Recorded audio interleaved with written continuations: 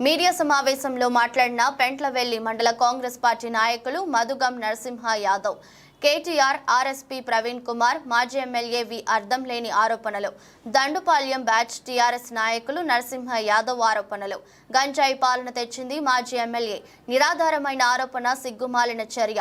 ఈ కార్యక్రమంలో కాంగ్రెస్ జిల్లా ప్రధాన కార్యదర్శి కబీర్, సింగిల్ విండో అధ్యక్షుడు రామన్ గౌడ్, యూత్ మండల అధ్యక్షుడు బోగ్యం నరసింహ, మేకల గోపాల్ యాదవ్, సిరిగిరి శంకర్, మెత్కూరి నాగరెడ్డి, ఔట శ్రీనివాస్, నరేష్, పబ్బాలోకం గౌడ్. సమావేశానికి ఇచ్చేసినటువంటి మీడియా మిత్రులకు, ప్రింట్ మీడియా వారికి, అలాగే ఎలక్ట్రానిక్ మీడియా వారికి, అలాగే కాంగ్రెస్ పార్టీ పెద్దలకి, కార్యకర్తలకి, పార్టీ అధ్యక్షులకి అందరికీ నమస్కారం. మొన్న లక్ష్మీపల్లి గ్రామంలో శ్రీధర్ రెడ్డి హత్య జరగడం చాలా బాధాకరం. ఆ కుటుంబానికి మా ప్రగాఢ సానుభూతి. అదేవిధంగా ఏదైతే హత్య జరిగిందో ఆ హత్యను అడ్డు పెట్టుకొని మాజీ ఎమ్మెల్యే గారు బీరం హర్షవర్ధన్ రెడ్డి గారు ఏదైతే శివ రాజకీయాలు మొదలుపెట్టినో దాన్ని మేము పూర్తి స్థాయిలో ఖండిస్తున్నాం.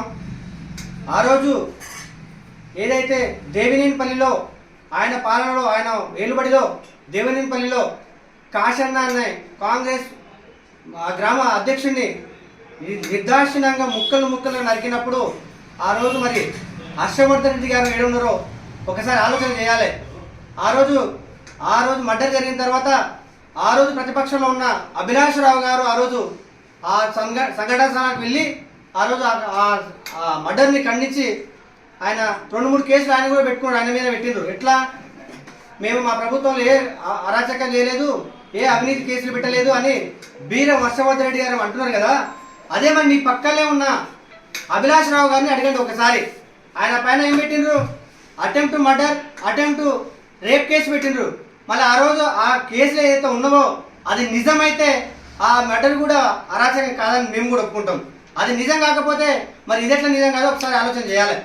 వాళ్ళు అంటున్నారు ఈరోజు వచ్చి మేము ఆ రోజు అన్యాయంగా కేసులు పెట్టలేదు, కానీ జూపల్లి కృష్ణారావు గారు గెలిచిన తర్వాతనే మా కార్యకర్తల మీద కేసులు పెట్టాలని అన్యాయంగా మాట్లాడుతున్నారు. మళ్ళీ ఆ రోజు అభిలాషరావు మీద కేసు పెట్టింది కదా, అది నిజమేనా? మరి నిజమైతే అభిలాషరావు గారు ఎందుకు బయట ఉన్నారు? నిజంగానే అటెంప్ట్ మర్డర్ చేసిందా?